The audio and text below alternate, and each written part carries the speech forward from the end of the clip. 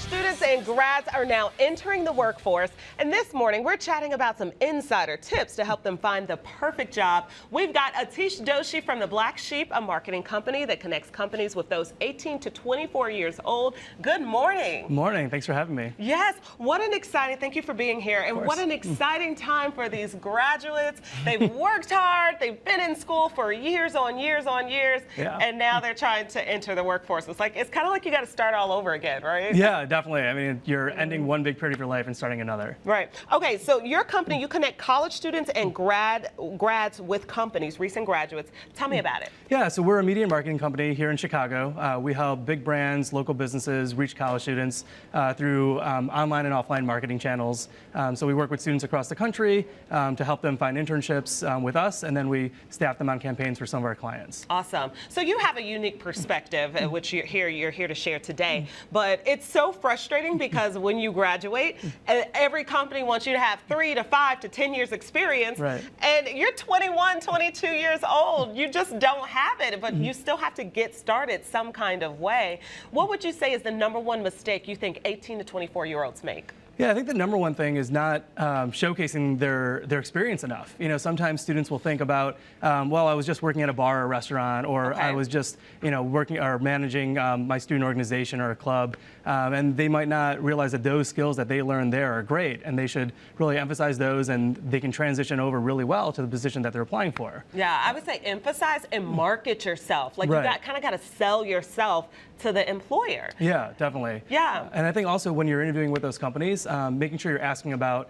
the company itself, not just the job. Oh yes, we talked about this. You were saying that people need to, at home, need 18 to 24-year-olds. They need to be asking what kind of work culture it is, what kind of work environment they'll find there. Definitely. You know, you're going to be at this job for a long period of time. You're going to be working a lot of hours. You want to understand work-life balance. You want to understand, what the culture's like, what the company values are like. And you're saying that because you mentioned earlier 18 to 24-year-olds, they miss this because their focus is obviously to get a paycheck, which is everyone's focus. Right. But they forget to ask these questions, and then they're unhappy 6 months later and quit. Exactly. And by asking these questions, early on, you'll find a job that you're excited about, you're passionate about, and that you also, want to be able to dive into, because you know that they've got, let's say they have, for us at the Black Sheep, we do flex hours where you have to be in the office a certain number of hours a day, but you can work anywhere you want the rest of the time. And that really helps people have a great balance, because they can take care of some stuff at home while finishing up work, while also being in the office for important meetings. Yeah.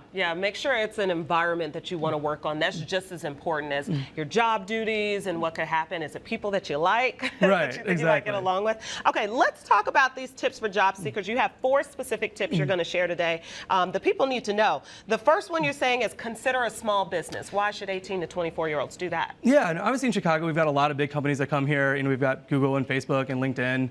But we also have a great startup system with a lot of growing companies that are a little bit smaller. They might have under 100 people or a couple hundred people. And at those jobs, you can really get a position where you can sink your teeth into it, take on a lot more responsibilities, and really make a strong difference right off the bat. And I think that's interesting because you'll be able to jumpstart that career and really develop quicker than you might at a big company where you're going to be one of a couple 100,000 people. Yeah, good point. It's not a big sexy name like Google, but the experience that you get could be invaluable. Right, exactly. Could launch you even farther. Okay, you're saying trust your experience. Right, yeah, this kind of goes back to what I said a little bit earlier, where you have a lot of experiences in these roles that you had in college that might not seem that important, but in the end, you learned a lot of different skills. It could be between managing or marketing, it could be anything really, organization, being detail-oriented. Yeah. And all those things should be showcased and create this great portfolio of different experiences that you can talk to the interviewer about, and just don't undersell those. Really showcase those. I hope you folks at home hear this. He's talking about marketing yourself. So if you were a server at a restaurant, maybe you learn good communication skills and good customer service skills that you can highlight on your resume. Don't sell yourself short, people. Okay, the third one is push yourself to learn. Yeah, I think this is really important.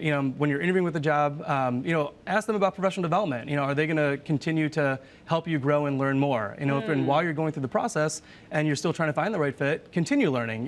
Go to seminars, go to conferences, read blogs, read books. It's really important just to stay on top of the industry that you really want to go into and just know the ins and outs of what's happening. So you want to keep pushing yourself to learn as much as you can. That's awesome. I've seen that with myself and a lot of my peers. You think, okay, you've worked hard, you've graduated, boom, you've made it. No, no, no, no, no. Right. Education in life is just beginning. The last one is chase experience, not money.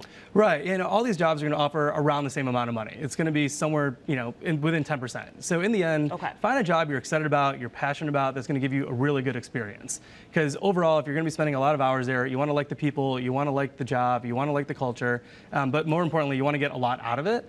So making sure it's a position that's really going to give you that opportunity. Okay. Atish, thank you. No problem. Thank you for having me. Thank you so much. You guys, definitely some good tips to put it in perspective. And maybe not just for 18 to 24-year-olds. You could probably move the bracket a little bit. Some good tips for any time of your life, okay? For more of these tips and postings, check out theblacksheeponline.com.